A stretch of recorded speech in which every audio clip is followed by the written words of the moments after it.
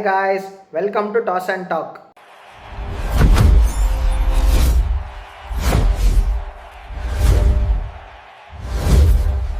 Channel IPL 2026 match number 3 Rajasthan Royals versus Chennai Super Kings ಪ್ರಿವ್ಯೂಗೆ ಎಲ್ಲರಿಗೂ ಸ್ವಾಗತ.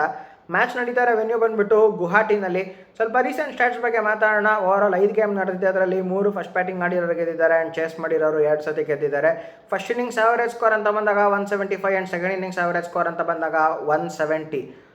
ಫಸ್ಟ್ ಇವಾಗ ಇಂಟರ್ನ್ಯಾಷನಲ್ ಗೇಮ್ಸ್ ಬಗ್ಗೆ ಮಾತಾಡೋಣ. ಹೈಯೆಸ್ಟು ಫಸ್ಟ್ ಇನ್ನಿಂಗ್ಸ್ ಸ್ಕೋರ್ ಅಂತ ಬಂದಾಗ 237 for 3 India versus South Africa. And highest second innings score ಅಂತ ಬಂದಾಗ 225 ಫಾರ್ 3 ಆಸ್ಟ್ರೇಲಿಯಾ ವರ್ಸಸ್ ಇಂಡಿಯಾ. ಇದು ಲಾಸ್ಟ್ ಬಾಲಲ್ಲಿ ಚೇಸ್ ಕಂಪ್ಲೀಟ್ ಆಗುತ್ತೆ. ನೆಕ್ಸ್ಟು ಸೇಮ್ ಇದೇ ಥರ IPL ಬಗ್ಗೆ ಮಾತಾಡೋಂಗಿದ್ರೆ ಫಸ್ಟ್ ಇನ್ನಿಂಗ್ಸ್ ಹೈಯೆಸ್ಟ್ ಸ್ಕೋರ್ ಅಂತ ಬಂದಾಗ Rajasthan Royals versus Delhi Capitals 199 for 4. And it's a different game. Rajasthan Royals versus Punjab Kings ಅಂತ ಬಂದಾಗ ಅದರಲ್ಲಿ ಹೈಯೆಸ್ಟ್ ಸೆಕೆಂಡ್ ಇನ್ನಿಂಗ್ಸ್ ಸ್ಕೋರ್ ಅಂತ ಬಂದಾಗ 192 ಫಾರ್ 7.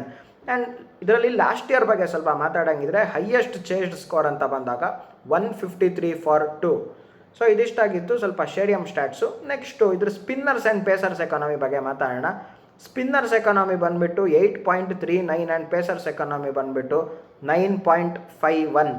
ಸ್ಪಿನ್ನರ್ಸ್ ಬಂದುಬಿಟ್ಟು 48% ಆಫ್ ವಿಕೆಟ್ಸ್ ತೊಗೊಂಡ್ರೆ ಪೇಸರ್ಸ್ ಬಂದುಬಿಟ್ಟು 52% ಆಫ್ ವಿಕೆಟ್ಸ್ ತೆಗೆದಿದ್ದಾರೆ. ಆ್ಯಂಡ್ ಇದರಲ್ಲಿ ಇನ್ನೊಂದೇನೆಂದರೆ, ನಾನು ಕೆಲವೊಂದು ಸ್ಟೇಡಿಯಮ್ಸಲ್ಲಿ ಹೇಳಿದ್ದೀನಿ, ಗುರು 20 ಓವರ್ ಬೇಕಿದ್ರು ಸ್ಪಿನ್ ಹಾಕ್ಬೋದು, ಪವರ್ ಪ್ಲೇಯಲ್ಲಿ ಬಂದರೆ ಏನು ಪ್ರಾಬ್ಲಮ್ ಆಗಲ್ಲ ಅಂತ. ಬಟ್ ಇಲ್ಲಿ 7 to 20 ಓವರ್ಸ್ಗೆ ಮಾತ್ರ ಸ್ಪಿನ್ನರ್ಸ್ ಬರಬೇಕು. ಪವರ್ ಪ್ಲೇನಲ್ಲಿ ಬಂದರೆ ಕಾಸ್ಟ್ಲಿ ಆಗೋಂಥ ಚಾನ್ಸಸ್ಸು ತುಂಬ ಹೈ ಇದೆ. ಸೊ ಆ ರಿಸ್ಕು ಯಾರು ಮೇ ಬಿ ತೊಗೊಳ್ಳಲ್ಲ ಅಂತ ಅನ್ಕೋತೀನಿ. ಅದಕ್ಕೇ 7 to 20 ಓವರ್ಸ್ ಸ್ಪಿನ್ನರ್ಸ್ ಮಾಡೋಂಥ ಚಾನ್ಸಸ್ಸು ತುಂಬ ಹೈ ಇದೆ. ಆ್ಯಂಡ್ ಇದರಲ್ಲಿ ಇವಾಗ ಯಾವ್ದಾದ್ರು ಒಂದು ಪರ್ಟಿಕ್ಯುಲರ್ ಟೀಮು ಫಸ್ಟ್ ಬ್ಯಾಟಿಂಗ್ ಆಡಿದ್ರೆ ಆವರೇಜ್ ಸ್ಕೋರ್ ಪ್ರಕಾರ 176 ಎಲ್ಲ ಹೊಡೆದ್ರೆ ಗೆಲ್ಲಕ್ಕೆ ಚಾನ್ಸೇ ಇಲ್ಲ. 195 ಮೇಲೆ ಹೊಡಿಲೇಬೇಕು. 195 to 200 ಬೇಕೇ ಬೇಕು. ಈಗ ಮೊನ್ನೆ ಗೇಮನ್ನು ತಗೊಂಡ್ರೆ 220 ಇವ್ರು ಹೊಡೆದ್ರು, RCB ಅವ್ರು ಬಂದುಬಿಟ್ಟು 203 ಚೇಸ್ ಮಾಡಿದ್ರು, ಅದೆಲ್ಲ ಓಕೆ. ಬಟ್ಟು ಅಟ್ಲೀಸ್ಟ್ ಒಂದು ಟೀಮಿಗೆ ಮಿನಿಮಮ್ ಅಂದ್ರೂ 195 to 200 ಬೇಕೇ ಬೇಕು. ಯಾಕಂದರೆ ಗುವಾಹಟಿನಲ್ಲಿ ಸಿಕ್ಕಾಬಟ್ಟೆ ಡ್ಯೂ ಬರುತ್ತೆ.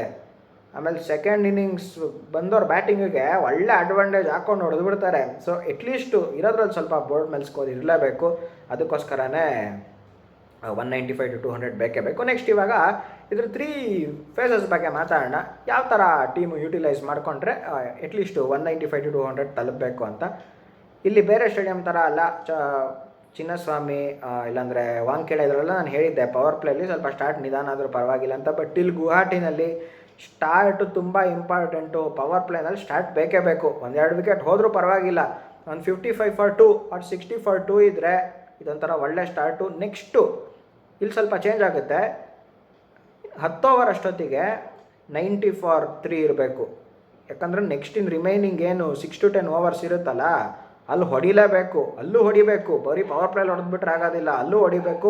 ಸೊ 10 ಓವರ್ ಅಷ್ಟೊತ್ತಿಗೆ 90 ಫಾರ್ 3. ಆ್ಯಂಡ್ ಇಲ್ಲಿ ಇನ್ನೊಂದೇನೆಂದರೆ 15 ಓವರ್ ಅಷ್ಟೊತ್ತಿಗೆ 11 to 15 ಇಲ್ಲಿ ಸ್ವಲ್ಪ ನಿಧಾನಕ್ಕೆ ಆಡಬೇಕು. ಯಾಕಂದರೆ ಇಲ್ಲಿ ವಿಕೆಟ್ಸ್ ಹೋಗೋಂಥ ಚಾನ್ಸಸ್ ತುಂಬ ಹೈ ಇದೆ. ಸ್ಟಾರ್ಟಿಂಗಿನ ಚೆನ್ನಾಗಿ ಬಂದ್ಬಿಟ್ಟು ಇಲ್ಲಿ 11 to 15 ತುಂಬ ವಿಕೆಟ್ಸ್ ಹೋಗೋಂಥ ಚಾನ್ಸಸ್ಸು ಹೈ ಇದೆ. ಅದಕ್ಕೋಸ್ಕರ ಇಲ್ಲಿ ಸ್ವಲ್ಪ ನೋಡಾಡಬೇಕು. ಸೊ 15 ಓವರ್ಸ್ ಅಷ್ಟೊತ್ತಿಗೆ 135 ಫಾರ್ 4 ಇದ್ದರೆ ಇದೊಂಥರ ತುಂಬ ಒಳ್ಳೆ ಸ್ಕೋರು. ಲಾಸ್ಟು ಒಂದು 5 ಓವರು 60ರಿಂದ 65 ರನ್ನು ಬಂದೇ ಬರುತ್ತೆ ವಿಕೆಟ್ಸ್ ಕೈಯಲ್ಲಿದ್ದರೆ. ಸೊ ಇಲ್ಲಿ ಏನು ಮೇಯ್ನ್ ಇಂಪಾರ್ಟೆಂಟ್ ಅಂದರೆ ಒಂದು ಸ್ಟಾರ್ಟ್ ಸಿಗಬೇಕು. 10 ಓವರ್ ತನಕ ಹೊಡಿಬೇಕು. 11 to 15 ಸ್ವಲ್ಪ ನೋಡ್ಕೊಂಡು ಆಡಬೇಕು. ಲಾಸ್ಟ್ 5 ಓವರ್ ಆರಾಮಾಗಿ ಬಂದುಬಿಡುತ್ತೆ. ಸೊ ಇದಿಷ್ಟಾಗಿತ್ತು ಓವರ್ ಆಲ್ ಸ್ಟೇಡಿಯಂ ಸ್ಟಾಟ್ಸ್ ಎಲ್ಲದೂ. ನೆಕ್ಸ್ಟು ಇವಾಗ 2 ಟೀಮ್ದು 11 ಬಗ್ಗೆ ಮಾತಾಡೋಣ. ನಿಮ್ಗೇನು ಅನ್ಸುತ್ತೆ ನೀವು ಕಮೆಂಟ್ಸಲ್ಲಿ ಹಾಕಿ. ಇಲ್ಲ ಗುರು ನನಗೆ ಈ ಪ್ಲೇಯರ್ ಬಂದಿದ್ದರೆ ಇನ್ನು ಟೀಮ್ ಸ್ಟ್ರಾಂಗ್ ಆಗೋದು ಅನ್ಸುತ್ತೆ, 100% ನೀವು ಆಗ್ಬೋದು. ಆ್ಯಂಡ್ ನಾನು ಹೇಳಿಲ್ವಾ ಗುರು ಸ್ಕ್ವಾಡ್ ಪ್ರಿವ್ಯೂ ಮಾಡಬೇಕಂದ್ರೆ ಧೋನಿ ಆಡೋದಿಲ್ಲ ಅಂತ ನಾನು ಹೇಳಿದ್ದೆ. ಅದಕ್ಕೆ ತುಂಬ ಜನ ಬಂದುಬಿಟ್ಟು ಹೇಳಿದರು, ಇಲ್ಲ ಗುರು ಧೋನಿ ಆಡ್ತಾರೆ ನಿಂಗೇನು ಗೊತ್ತು ಅಂತೆಲ್ಲ ಹೇಳಿದರು. ನಾನು ಸುಮ್ಮನೆ ಯಾವುದೂ ಹೇಳೋದಿಲ್ಲ, ಏನೋ ಪ್ರಿವ್ಯೂ ಮಾಡಬೇಕು ಮಾತಾಡಬೇಕು ಅಂತ ನಾನು ಏನೋ ಮಾತಾಡೋದಿಲ್ಲ. ಗುರು 45 ಇಯರ್ಸು ಪಾಪ ಅವ್ರು ಈಗಲೂ ಆಡ್ತೀನಿ ಅಂತ ಬರ್ತಾಯಿದ್ದಾರೆ. ಅಲ್ಲಿ ಪ್ರಾಕ್ಟೀಸ್ ಸೆಷನಲ್ಲಿ ಕೋಚ್ ಯಾರಾದರೂ ಹೇಳಬೇಕು ತಾನೇ, ಇಲ್ಲ ಗುರು ನೀನು ಇಂಪ್ಯಾಕ್ಟ್ ಪ್ಲೇಯರಲ್ಲಿರು ಪರವಾಗಿಲ್ಲ, ನಾವು ಬೇಕು ಅಂದಾಗ ನಿಮ್ಮನ್ನ ಬಂದು ಆಡಿಸ್ತೀವಿ ಅಂತ. ಅವ್ರು ಹೋಗ್ಬಿಟ್ಟು ಪಾಪ ಅಲ್ಲಿ ಕೀಪಿಂಗ್ ಮಾಡ್ತಾಯಿದ್ದಾರೆ, ಬ್ಯಾಟಿಂಗ್ ಆಡ್ತಾಯಿದ್ದಾರೆ. ಅಲ್ಲಿ ಹೋಗ್ಬಿಟ್ಟು ಬ್ಯಾಟಿಂಗ್ ಆಡಲೇಬೇಕು ಓಕೆ, ಬಟ್ ಕೀಪಿಂಗ್ ಎಲ್ಲ ಮಾಡಿದ್ರೆ ಆ ಕಾಫ್ ಮಸಲ್ಸ್ ಅವ್ರಿಗೆ ಪಾಪ ಅದಕ್ಕೆ ಇದಾಗಿದ್ದು. ಇವಾಗ ಕ್ಯಾಂಪಿಗೆ ಬರಬೇಕಂದ್ರೆ ಅವ್ರು ನೀ ಪೈನ್ ಇಟ್ಕೊಂಡೇ ಬಂದಿರೋದು. ಅವ್ರು ಹೇಳಲ್ಲ ಎಲ್ಲೂ. ಯಾಕಂದ್ರೆ ಅವ್ರಿಗೆ CSK ಅಂದರೆ ಬ್ಲಡ್ಡಲ್ಲೂ ಅದಿದೆ. ಹೆಂಗಾರು ಮಾಡಿ ನಾನು ಆಡಲೇಬೇಕು, ಇನ್ನೂ ಒಂದು 5 ವರ್ಷ ಆಡ್ತೀನಿ ಅಂತ ಅವ್ರು ಆ ಥರ ಮೈಂಡ್ ಸೆಟ್ಟು. ಬಟ್ ಇವ್ರು ಕೋಚ್ ಆದವರೆಲ್ಲ ಹೇಳಬೇಕಿತ್ತು, ಇಲ್ಲ ಗುರು ಇಂಪ್ಯಾಕ್ಟ್ ಪ್ಲೇಯರ್ ಆಗೇ ಇವರು ಪರವಾಗಿಲ್ಲ ಅಂತ. ಸೊ ಅಲ್ಲಿ ಇವ್ರು ಕೀಪಿಂಗ್ ಮಾಡಬೇಕಂದ್ರೆ ಕಾಫ್ ಮಸಲ್ಸ್ ಅದಕ್ಕೇನೆ ಇವಾಗ ಪ್ರಾಬ್ಲಮ್ ಆಗಿರೋದು ಪಾಪ. 2 ವಾರ ಹೊರಗೆ ಇವಾಗ. ಆ್ಯಂಡ್ ಇನ್ನೊಂದೇನೆಂದರೆ ಇಂಪ್ಯಾಕ್ಟ್ ಪ್ಲೇಯರಲ್ಲಿ ಇದ್ರೂ ಅಪೋನೆಂಟ್ಸಿಗೆ ಭಯ ಹುಟ್ಟಿಸುತ್ತೆ. ಈಗ ಒಂದು 2 ಓವರಿಗೆ 20 ರನ್ ಬೇಕು, ಧೋನಿ ನಡ್ಕೊಂಡು ಬರ್ತಾ ಇದ್ದಾರೆ ಅಂದರೆ ಅಯ್ಯೋ ಗುರು ಏನಾಗುತ್ತೆ ಅಂತ ಹಂಗೆ ಭಯ ಆಗುತ್ತೆ. ಸೊ ಇವಾಗ ಭಯನೂ ಆಗಲ್ಲ ಇವಾಗ ಅಪೋನೆಂಟ್ಸಿಗೆ. ಒಂದು ಧೋನಿ ಇಲ್ಲ, ಇನ್ನೊಂದು ಇಂಪ್ಯಾಕ್ಟ್ ಪ್ಲೇಯರ್ ಹೆಸರಲ್ಲೂ ಇವ್ರದ್ದು ಇಲ್ಲದೆ ಇರೋದ್ರಿಂದ ನೋಡೋಣ ಯಾವ ಥರ ಹೋಗ್ತಾರೆ ಅಂತ. ಸೊ ನನ್ನ ಪ್ರಕಾರ ಫಸ್ಟ್ ಇವಾಗ CSK 11 ಹೇಳ್ತೀನಿ ಯಾವ ಥರ ಹೋಗ್ಬೋದು ಅಂತ. ನನ್ನ ಪ್ರಕಾರ ಸಂಜು ಸ್ಯಾಮ್ಸನ್ ಆ್ಯಂಡ್ ಋತುರಾಜ್ ಗಾಯಕ್ವಾಡ್ ಓಪನ್ ಮಾಡ್ತಾರೆ. ನಂಬರ್ 3 ಆಯುಷ್ ಮಾತ್ರೆ.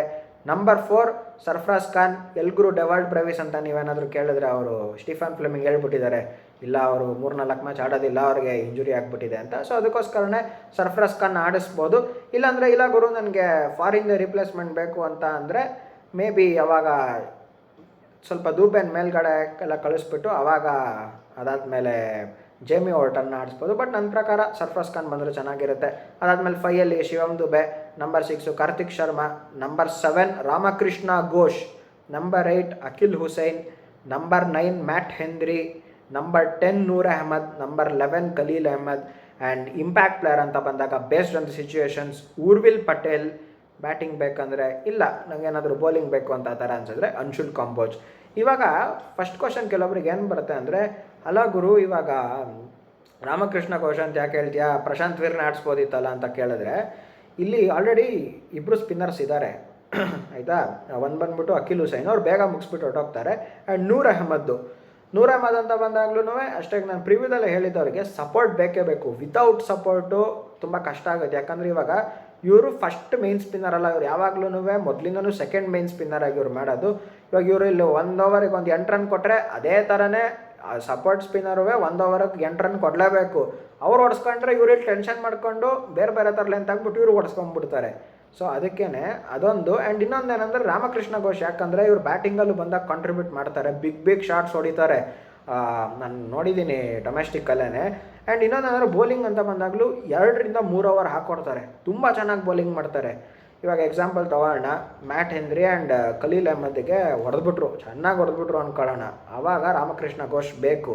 ಅದಾದಮೇಲೆ ಅನ್ಶುಲ್ ಕಾಂಬೋಜ್ಗೂ ಹೊಡೆದ್ರು ಅಂದ್ಕೊಂಡ್ರೆ, ಸೊ ಇವಾಗ ಏನಾಗ್ಬಿಡುತ್ತೆ ಅಂದರೆ ಈ ಕಡೆ 2 ಓವರ್ ದೂಬೆ, ಅದಾದಮೇಲೆ 2 ಓವರ್ ರಾಮಕೃಷ್ಣ ಘೋಷು, ಈ ಕಡೆ ನೂರ್ ಅಹಮದ್ ಏನಾದ್ರು ಕಾಸ್ಟ್ಲಿ ಆದರೆ ಅವ್ರದ್ದು ಆ ಥರ ಹಾಗೆ ಬ್ಯಾಲೆನ್ಸ್ ಮಾಡಿಕೊಂಡ್ರೆ ರಾಮಕೃಷ್ಣ ಘೋಷ್ ಬಂದರೆ ಕರೆಕ್ಟಾಗುತ್ತೆ. Because is extremely talented. ಈಗ ಪ್ರಶಾಂತ್ ವೀರು ಕೆಲವೊಂದು ನೆಟ್ ಸೆಷನ್ಸು ಮಿಸ್ ಮಾಡಿದ್ದಾರೆ, ಅಷ್ಟೊಂದು ಆಡೂ ಇಲ್ಲ. ಮೇ ಬಿ ಅದಕ್ಕೋಸ್ಕರನೇ ಇವ್ರು ಈ ಥರ ನೋಡ್ತಾರೆ ಅಂತ ನಂಗೆ ಅನಿಸುತ್ತೆ. ಆ್ಯಂಡ್ ಇನ್ನೊಂದೇನೆಂದರೆ ಹೇಳ್ತೀನಿ, ಮ್ಯಾಟ್ ಹೆನ್ರಿ ಓಡಿಸ್ಕೊಂಡ್ರೆ ಕಿಲಾಡಿ ಬೌಲರು ವಾಪಸ್ ಬಂದ್ಬಿಡ್ತಾರೆ, ಗೊತ್ತು ಏನೇನು ಮಾಡಬೇಕು ಅಂತ. ಅನ್ಶುಲ್ ಕಾಂಬೋಜು ಖಲೀಲ್ ಅಹಮದ್ಗೆಲ್ಲ ಹೊಡೆದ್ರೆ ಒಂದು ಸತಿ ಹಾಕ್ಕೊಂಡು ನೆಕ್ಸ್ಟ್ ಓವರಿಂದ ಅಷ್ಟೇ ಅವ್ರು ಹೊಡೆದಿಲ್ಲ ಅಂದರೆ ಇವರೇ ರನ್ಸ್ ಕೊಟ್ಬಿಡ್ತಾರೆ, ತುಂಬ ಪ್ರೆಷರ್ ಆಗಿಬಿಡುತ್ತೆ. ಸೊ ಅಂಥ ಟೈಮಲ್ಲಿ ಇವ್ರು ದೂಬೆ ಕಡೆಗೆ ನೋಡ್ತಾರೆ 2 ಓವರು ರಾಮಕೃಷ್ಣ ಘೋಷು, ಆಮೇಲೆ ಅಷ್ಟೊತ್ತಿಗೆ ಇಂಪ್ಯಾಕ್ಟ್ ಪ್ಲೇಯರ್ ಅನ್ಶುಲ್ ಕಾಂಬೋಜು ಬಂದಿದ್ರು, ಅವ್ರ ಹತ್ರ 1-2 ಓವರ್ ಹಂಗೆ ನೋಡಿಕೊಂಡು ಈ ಥರ ಮಾಡ್ಬೋದು ಅಂತ ನನಗೆ ಅನಿಸುತ್ತೆ. ನೋಡೋಣ. ಬಟ್ ಇವ್ರು ಯಾವ ಥರ ಮಾಡ್ತಾರೆ ಅಂತಿಲ್ಲ. ನನಗೆ ಓವರ್ಸೀಸ್ ಬದಲು ಸರ್ಫರಾಜ್ ಖಾನು ಬ್ಯಾಟಿಂಗ್ ಸ್ಟ್ರೆಂತ್ಗಿಂತ ನಂಗೆ ಜೇಮಿ ಓವರ್ಟರ್ನ್ ಇನ್ನೊಂದು 2 ಓವರ್ ಹಾಕ್ಕೊಡ್ತಾರಂತ ಅವ್ರನ್ನ ತೊಗೊಬಂದರು ಏನು ಆಶ್ಚರ್ಯ ಪಡೋಂಥದ್ದಿಲ್ಲ. ಬಟ್ ನೆಟ್ ಪ್ರಾಕ್ಟೀಸಲ್ಲಿ ಸರ್ಫರಾಜ್ ಖಾನ ನೋಡಿದ್ರಿಂದ ಮೇ ಬಿ ಆಡ್ಬೋದು ಅಂತ ನಂಗೆ ಅನಿಸುತ್ತೆ. ಸೊ ಇದಿಷ್ಟಾಗಿತ್ತು CSK 11. ನೆಕ್ಸ್ಟು ರಾಜಸ್ಥಾನ್ ರಾಯಲ್ಸು 11 ಬಗ್ಗೆ ಮಾತಾಡೋಣ. ನನ್ನ ಪ್ರಕಾರ ಓಪನಿಂಗ್ ಸಂಜು ಸ್ಯಾಮ್ಸನ್ ಇವ್ರದ್ದು ಸ್ಯಾಮ್ಸನ್ ಅಂತಲೇ ಬರ್ತಾನೆ ನಂಗೆ ರಾಜಸ್ಥಾನ್ ರಾಯಲ್ಸ್ ಅಂದ ತಕ್ಷಣವೇ. ಯಶಸ್ವಿ ಜೈಸ್ವಾಲ್ ಆ್ಯಂಡ್ ವೈಭವ್ ಸೂರ್ಯವಂಶಿ ಇಬ್ಬರು ಓಪನ್ ಮಾಡ್ತಾರೆ. ನಂಬರ್ 3 ಅಂತ ಬಂದಾಗ Riyan Parag. Number 4 Shimron Hetmyer. Number 5 Dhruv Jurel. Number 6 Ravindra Jadeja. Number 7 Donovan Ferreira. Number 8 Dasun Shanaka. Number 9 Jofra Archer. Number 10 Ravi Bishnoi. Number 11 Sandeep Sharma. Impact player ಅಂತ ಬಂದಾಗ 100% ಇವ್ರು ತುಷಾರ್ ದೇಶಪಾಂಡೆಗೆ ಹೋಗೋದು. ಇಲ್ಲಾಂದರೆ ಮೇ ಬಿ ಏನಾದರೂ ಸ್ವಲ್ಪ ಬೇರೆ ಥರ ಏನಾದ್ರು ಮಾಡ್ತೀನಿ ಅಂದರೆ ಕುಲ್ದೀಪ್ ಸೇನಿಗೆ ಹೋಗ್ಬೋದು. ಬಟ್ 100% ಇವರು ತುಷಾರ್ ದೇಶಪಾಂಡೆಗೆ ಹೋಗೋದು. ಸೊ ಇಲ್ಲಿವಾಗ ಇವು ರಾಜಸ್ಥಾನ್ ರಾಯಲ್ಸ್ದು ಟೀಮ್ ಚೆನ್ನಾಗಿದೆ. ಇವಾಗ ಕೇಳ್ಬೋದು, ಗುರು ದಸುನ್ ಶಣಕನ್ ಯಾಕಪ್ಪ ಕೆಳಗೆ ಕಳಿಸ್ಬಿಟ್ಟೆ, ಅವ್ರು ಇನ್ನೂ ಮೇಲ್ಗಡೆ ಬಂದು ಆಡ್ತಾರೆ ಅಂದರೆ ಅವ್ರು ಬರಲ್ವಲ್ಲ. ನಾನು ತುಂಬ ಹೈಯಾಗಿ ರೇಟ್ ಮಾಡ್ತೀನಿ. ಶ್ರೀಲಂಕಾ ಇದರಲ್ಲೇ ನಾನು ತುಂಬ ಹೈಯಾಗಿ ರೇಟ್ ಮಾಡಿದ್ದೆ. ಒಳ್ಳೆ ಟ್ಯಾಲೆಂಟೆಡು, ಬೌಲಿಂಗಲ್ಲಿ 1 ವಿಕೆಟು ತೆಕ್ಕೊಡ್ತಾರೆ. ಬ್ಯಾಟಿಂಗ್ ಅಂತ ಬಂದಾಗ ಡಿಸ್ಟ್ರಾಯ್ ಮಾಡಾಕ್ತಾರೆ. ಬಟ್ ಅವ್ರು ತಪ್ಪಿಸ್ಕೊಂಡು ಓಡೋಗ್ತಾ ಇದ್ದಾರೆ. ಎಲ್ಲ ಮುಗಿದ್ಮೇಲೆ ಕೊನೆಗೆ ಬಂದು ಬ್ಯಾಟಿಂಗ್ ಆಡ್ತಾರೆ. ಮ್ಯಾಚೇ ಮುಗಿದೋಯ್ತು, ಇನ್ನೇನು ಅವಾಗ ಬಂದ್ಬಿಟ್ಟು ಬೌಲಿಂಗ್ ಮಾಡ್ತಾರೆ. ಸೊ ಅಲ್ಲಿ ಸಂಘಕಾರ ಸ್ವಲ್ಪ ಮಾತಾಡಬೇಕು, ನಿನಗಿರೋ ಟ್ಯಾಲೆಂಟಿಗೆ ಅವ್ರ ಕೋಟಾಯಿಂದನೇ ಇವ್ರು ಬಂದಿರೋದ್ರಿಂದ, ಇಲ್ಲಾಂದರೆ ಬೇರೆಯವರು ತುಂಬ ಟ್ಯಾಲೆಂಟ್ಸ್ ಇದ್ದರು, ಸೊ ಇವ್ರ ಕೋಟಾಯಿಂದ ಬಂದಿರೋದ್ರಿಂದ ಸ್ವಲ್ಪ ಹೇಳಬೇಕು ಎಕ್ಸ್ಟ್ರೀಮ್ಲಿ ಟ್ಯಾಲೆಂಟೆಡ್ ಇದೆ ಅಂತ. ಅವಾಗ ಜಡೇಜಾಗಿಂತ ಮೇಲೇ ದರ್ಶನ್ ಶಣಕ ಆಡೋಂಥ ಕೆಪಾಬಿಲಿಟಿ ತುಂಬ ಹೈ ಇದೆ. ಬಟ್ ಇವ್ರು ತಪ್ಸ್ಕೊಂಡು ಹೋಗೋದ್ರಿಂದ ಅದಕ್ಕೆ ನಾನು ಮೇ ಬಿ ಇವ್ರು ಕೆಳಗೆ ಬರ್ತಾರೆ ಅಂತ ನಂಗೆ ಅನಿಸ್ತು, ಅದಕ್ಕೆ ನಾನು ಆ ಥರ ಕೊಟ್ಟಿದ್ದು. ಇವಾಗ ಈ ಟೀಮ್ ಬಗ್ಗೆ ಮಾತಾಡೋಣ. ಚೆನ್ನಾಗಿ ಆಡ್ತಾರೆ ಗುರು. ಜೈಸ್ವಾಲ್ ಬಗ್ಗೆ ಎಲ್ಲ ಹೇಳ್ಬೇಕನ್ನೋ ನೆಸೆಸರಿ ಇಲ್ಲ. ಸೂರ್ಯವಂಶಿ ಹೈ ಆನ್ ಕಾನ್ಫಿಡೆನ್ಸಿಂದ ಬರ್ತಾ ಇದ್ದಾರೆ. ಅಲ್ಲಿ ನೋಡಿದ್ವಲ್ಲ ಅಂಡರ್-19 ಫೈನಲ್ಸು, ಮತ್ತು ಇವ್ರು ಬೇರೆ ಬೇರೆ ಟೂರಿಗೆಲ್ಲ ಹೋದ ಕಡೆ ಎಲ್ಲ ಇವ್ರದ್ದೇ ಹವಾ, ಇವ್ರ ಬಗ್ಗೆನೇ ಮಾತು. ಸೊ ಇವರು ಒಂದು ಒಳ್ಳೆ ಕಾನ್ಫಿಡೆನ್ಸಿಂದ ಬರ್ತಾ ಇದ್ದಾರೆ. ಲಾಸ್ಟ್ ಇಯರು ಹೊಸ್ದಾಗಿ ಬಂದು ಫಸ್ಟ್ ಸೀಸನ್ ಹಂಗೆ ಆಡಿದರು, ಈ ಸತಿ ಇನ್ನೂ ಟ್ರೈನ್ಡ್ ಆಗಿದ್ದಾರೆ, ಚೆನ್ನಾಗಿ ಆಡ್ತಾರೆ. ಪರಾಗು ಇನ್ನು ಮಿಕ್ದವರೆಲ್ಲ ಚೆನ್ನಾಗಿ ಆಡ್ತಾರೆ. ಇನ್ನೊಂದು ಹೇಳ್ಬಿಡ್ತೀನಿ, ಈ ಸತಿನೂ ಏನಾದರೂ ಶಿಮ್ರಾನ್ ಹಿಟ್ಮ್ಯಾರ್ನ ನಾನು ಫಿನಿಷರಾಗಿ ಕಳಿಸ್ತೀನಿ ಅಂದರೆ ಟೀಮೇ ಫಿನಿಷ್ ಆಗೋಗುತ್ತೆ ಅಷ್ಟೇ, ಆಯಿತಾ? ಯಾಕಂದರೆ ಈಸ್ ನಂಬರ್ 3 ಬ್ಯಾಟ್ಸ್ಮ್ಯಾನ್. ಓಕೆ, ಇವಾಗ ರಿಯಾನ್ ಪರಾಗ್ದು ಏನೂ ಮಾಡೋದಕ್ಕಾಗೋದಿಲ್ಲ, ನಂಬರ್ 3 ಇವ್ರು ಆಡಲೇಬೇಕಾಗತ್ತೆ. At least number 4 ಶಿಮ್ರಾನ್ ಹಿಟ್ಮ್ಯಾರ್ನ ಕಳಿಸ್ಲೇಬೇಕು. ನಾನು ಫಿನಿಷರಾಗಿ ಕಳಿಸ್ತೀನಿ ಅಂದರೆ ಟೀಮೇ ಫಿನಿಷ್ ಆಗೋಗುತ್ತೆ ಅಷ್ಟೇ. ಆ್ಯಂಡ್ ಇವ್ರದ್ದು ಬೌಲಿಂಗ್ ಅಂತ ಬಂದಾಗ್ಲೂ ಪರವಾಗಿಲ್ಲ ಗುರು, ಒಂದು ರೇಂಜ್ ಆಗಿದೆ. ರವಿ ಬಿಷ್ಣಾಯ್ ಸ್ವಲ್ಪ ವಾಪಸ್ ಫಾರ್ಮಿಗೆ ಬರಬೇಕು. ಜಡೇಜಾ ಸ್ಪಿನ್ನರ್ ಅಂತ ಬಂದಾಗ ಚೆನ್ನಾಗಿ ಮಾಡ್ತಾರೆ. ಅದಾದಮೇಲೆ ಸಂದೀಪ್ ಶರ್ಮಾ ವೆಲ್ ಟ್ಯಾಲೆಂಟೆಡ್ಡು. ಇವರು ಇಂಪ್ಯಾಕ್ಟ್ ಪ್ಲೇಯರಲ್ಲಿ ಬರೋಂಥ ತುಷಾರ್ ದೇಶಪಾಂಡೆ ಹೆಂಗೋ ಮಾಡೊಂದು 2 ವಿಕೆಟ್ ತೆಕ್ಕೊಟ್ಬಿಡ್ತಾರೆ. ಅದಾದಮೇಲೆ ಜೋಫ್ರಾ ಆರ್ಚರು ಚೆನ್ನಾಗಿ ಮಾಡ್ತಾರೆ. ಬಟ್ ಅದೇ ಸೆಮಿಫೈನಲ್ಸಲ್ಲಿ ಸ್ವಲ್ಪ ಸೋತಿದ್ದರಿಂದ ಆ್ಯಂಡ್ ಅವ್ರಿಗೆ ತುಂಬ ಹೊಡೆದ್ಬಿಟ್ರು, ಅದು ಯಾವ ಥರ ಬರ್ತಾರೆ ಗೊತ್ತಿಲ್ಲ. ಸೊ ಇದಿಷ್ಟಾಗಿತ್ತು ರಾಜಸ್ಥಾನ್ ರಾಯಲ್ಸ್ದು ಪ್ಲೇಯಿಂಗ್ 11. ಸೊ ನೆಕ್ಸ್ಟು ಇವಾಗ ಇವ್ರದ್ದು ಎಜ್ ಫ್ಯಾಕ್ಟ್ರಿಗೆ ಹೊರಟೋಗೋಣ. ನನ್ನ ಪ್ರಕಾರ ನನಗೇನೋ ರಾಜಸ್ಥಾನ್ ರಾಯಲ್ಸೇ ಗೆಲ್ತಾರಂತ ಅನ್ನಿಸ್ತಿದೆ. So I go with 55% of Rajasthan Royals and 45% of Chennai Super Kings. ಏನಕ್ಕಂದರೆ ನನ್ನ ಪ್ರಕಾರ ಬೌಲಿಂಗ್ ಅಂತ ಬಂದಾಗ ನನ್ನ ಪ್ರಕಾರ ಮೇ ಬಿ ರಾಜಸ್ಥಾನ್ ರಾಯಲ್ಸು ಸ್ವಲ್ಪ ಎಕ್ಸ್ಪೀರಿಯನ್ಸ್ ತೊಗೊಂಬರ್ತಾರೆ. ಜಡೇಜಾ ಇರ್ಬೋದು, ಎಲ್ಲ ಟಿಪ್ಸ್ ಎಲ್ಲ ಹೇಳಿ ಸ್ವಲ್ಪ ಇದು ಮಾಡ್ತಾರೆ. ಆ್ಯಂಡ್ CSKನಲ್ಲಿ ಬೌಲಿಂಗ್ ಅಂತ ಬಂದಾಗ ಓಕೆ ಒಂದು ರೇಂಜಿಗೆ ಚೆನ್ನಾಗಿದೆ, ಬಟ್ಟು ಎಲ್ಲ ಯಂಗ್ಸ್ಟರ್ಸೇ ಇರೋದ್ರಿಂದ ಪ್ರೆಷರ್ ಸಿಚುವೇಷನ್ಸ್ ಯಾವ ಥರ ಹ್ಯಾಂಡಲ್ ಮಾಡ್ತಾರೆ ಅದೊಂದು. ಆ್ಯಂಡ್ ಈಗ ಇಲ್ಲಿ ಬ್ಯಾಟಿಂಗ್ ಅಂತ ಬಂದಾಗ ಹೆಂಗಂದರೆ ಇವಾಗ ಋತುರಾಜ್ ಗಾಯಕ್ವಾಡು, ಸಂಜು ಸ್ಯಾಮ್ಸನ್ ಎಲ್ಲ ಹೆಂಗಂದರೆ ಟಚ್ ಪ್ಲೇಯರು ಚೆನ್ನಾಗಿ ಆಡ್ತಾರೆ ಗುರು. ಒಂದು 40 ಬಾಲಿಗೆ ಒಂದು 80 ರನ್ನು ಆ ಥರ ಎಲ್ಲ ಆಡ್ತಾರೆ. ಅದಾದಮೇಲೆ ಆಯುಷ್ ಮಾತ್ರ ಇಲ್ಲ ಊರ್ವಿಲ್ ಪಟೇಲ್ ಬಂದ್ರೂ ನಂಬರ್ 3ನಲ್ಲಿ ಅವರು ಅಷ್ಟೇ ಚೆನ್ನಾಗಿ ಆಡ್ತಾರೆ. ಬಟ್ಟು ರಾಜಸ್ಥಾನ್ ರಾಯಲ್ಸಲ್ಲಿ ಹೆಂಗಿದೆ ಅಂದರೆ ಯಾರೋ ಒಬ್ರಿಗೆ ಜೈಸ್ವಾಲು ಇಲ್ಲ ವೈಭವ್ ಸೂರ್ಯವಂಶಿಗೆ ಇಬ್ಬರಲ್ಲೊಬ್ರಿಗೆ ತಗಲಿದ್ರೆ ಮುಗಿದೋಯ್ತು ಗೇಮು. CSK ಅವರು ಕಮ್ ಬ್ಯಾಕ್ ಮಾಡ್ತಾರೆ ಬೌಲಿಂಗಲ್ಲಿ, ನನಗೆ ಅದು ಕ್ವಶನ್ ಇರೋದು. ಈಗ ಹೆಚ್ಚು ನಾನು ಏನಕ್ಕೆ ರಾಜಸ್ಥಾನ್ ರಾಯಲ್ಸಿಗೆ 55% ಕೊಟ್ಟಿದ್ದೀನಿ ಅಂತ ಅಂದರೆ ಇವಾಗ ಬೌಲಿಂಗಲ್ಲಿ ಏನಾದ್ರು ಹೊಡ್ಸ್ಕೊಂಡ್ರೆ ಇವ್ರು ವಾಪಸ್ ಕಮ್ಬ್ಯಾಕ್ ಮಾಡೋಂಥ ಕೆಪಾಬಿಲಿಟಿ ಇದೆ, ಎಕ್ಸ್ಪೀರಿಯನ್ಸ್ ಇದೆ. ಬಟ್ ಅದೇ CSK ಆಗಿದೆಯಾ? ಯಾಕಂದರೆ ನಾವು ಲಾಸ್ಟ್ ಇಯರೇ ತುಂಬ ನೋಡಿದ್ದೀವಿ, ಖಲೀಲ್ ಅಹ್ಮದ್, ಅನ್ಶುಲ್ ಕಂಬೋಜು, ನೂರ್ ಅಹ್ಮದ್ಗೆಲ್ಲ ಹೊಡೆದ ಮೇಲೆ ವಾಪಸ್ ಕಮ್ಬ್ಯಾಕ್ ಮಾಡೋಕ್ಕಾಗಲೇ ಇಲ್ಲ. ಸೇಮ್ ಅದೇ ಥರ ಹೊಡ್ಸ್ಕೊಂಡು ಕಂಟಿನ್ಯೂ ಆದರು. ಆ ಗೇಮ್ ಇವ್ರಿಗೆ ಚೆನ್ನಾಗಿ ಆದರೆ ಅದನ್ನೇ ಕಂಟಿನ್ಯೂ ಆಗುತ್ತೆ. ಸೊ ನನ್ನ ಪ್ರಕಾರ ಈ ಥರ ಎಡ್ಜಸ್ಸು. ಈಗ ಬ್ಯಾಟಿಂಗ್ ಅಂತ ಬಂದಾಗ ಓಕೆ ಇಬ್ರದ್ದು ಒಂದು ರೇಂಜಿಗಿದೆ. ಅಂದರೆ ನಾನು ಹೇಳಿದ್ನಲ್ಲ, ಜೈಸ್ವಾಲು ಇಲ್ಲಾಂದರೆ ಇವ್ರಿಗೆ ಇಬ್ಬರಲ್ಲೊಬ್ಬರಿಗೆ ತಗಲಿಬಿಟ್ರೆ ಮುಗೀತು ಗೇಮ್ ಅಂತ. ಸೊ ನನ್ನ ಪ್ರಕಾರ ಇದಿಷ್ಟು ಎಡ್ಜ್ ಅನಿಸುತ್ತೆ. ಸೊ ಇದಿಷ್ಟಾಗಿತ್ತು ವಿಡಿಯೋ ನಿಮ್ಗೇನಾದರೂ ಇಷ್ಟ ಆಗಿದ್ರೆ ಲೈಕ್ ಮಾಡಿ, ಶೇರ್ ಮಾಡಿ, ಸಬ್ಸ್ಕ್ರೈಬ್ ಮಾಡಿ ಆ್ಯಂಡ್ ಪಕ್ಕದಲ್ಲಿರೋ ಬೆಲ್ ನೋಟಿಫಿಕೇಷನ್ನ ಕ್ಲಿಕ್ ಮಾಡಿ. ನಿನ್ನೆ Mumbai Indians versus Kolkata Knight ರೈಡರ್ಸ್ದು ಪೋಸ್ಟ್ ಮ್ಯಾಚ್ ಅನಾಲಿಸಿಸ್ ಮಾಡಿದ್ದೀನಿ. ರೋಹಿತ್ ಶರ್ಮಾ ಅವ್ರು ಬಂದುಬಿಟ್ಟು ಡಾಮಿನೇಟ್ ಮಾಡ್ತಾರೆ, ರಿಕಿಲ್ಟನ್ ಆಡ್ದಂಥ ಇನ್ನಿಂಗ್ಸಸ್ ಅದೆಲ್ಲನೂ ಡೀಟೇಲ್ಡ್ ಅನಾಲಿಸಿಸ್ ಮಾಡಿದ್ದೀನಿ. ಆ ವಿಡಿಯೋ ಏನಾರಾದರೂ ನೋಡಿಲ್ಲ ಅಂದರೆ ಡಿಸ್ಕ್ರಿಪ್ಷನಲ್ಲಿ ಲಿಂಕ್ ಕೊಟ್ಟಿರ್ತೀನಿ, ಸೊ ನೀವು ಹೋಗ್ಬಿಟ್ಟು ಚೆಕ್ ಮಾಡ್ಕೊಂಬರ್ಬೋದು. ಸೊ ಇದಿಷ್ಟಾಗಿತ್ತು ವಿಡಿಯೋ. ಸಿಗೋಣ ಮುಂದಿನ ವಿಡಿಯೋದಲ್ಲಿ. Thank you.